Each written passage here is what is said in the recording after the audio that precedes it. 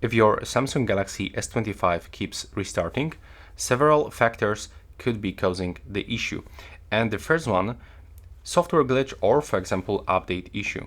So a recent update may have caused instability, and you can try to fix this by restarting in safe mode. So what you have to do is just to go into the power, and right now you will have to long press on power button, and now you will have to click on the safe mode to actually enter for the safe mode.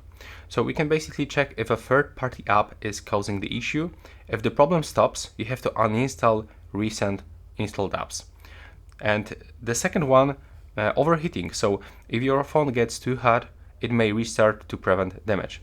And how you can fix this? You can avoid using heavy apps for long periods and keep the phone cool. And you can check this by going into battery, and right here you can find the battery usage for specific apps. So if there's like any app that drains your battery like really much, then you can simply take off this application from your phone. And right here there was also another option that I was looking for. There was this battery protection.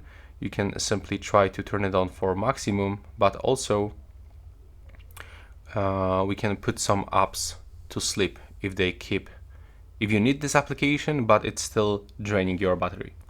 The next issue might be about battery, or for example the power issues. So for example when you charge your phone, so we know a faulty battery or lost connection might cause random restarts.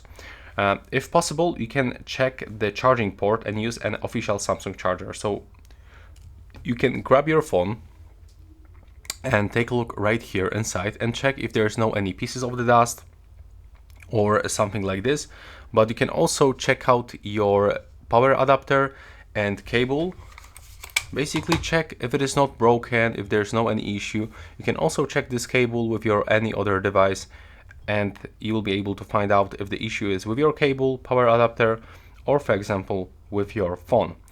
The next one, corrupted system files. So if the system files are damaged, the phone may behave erratically.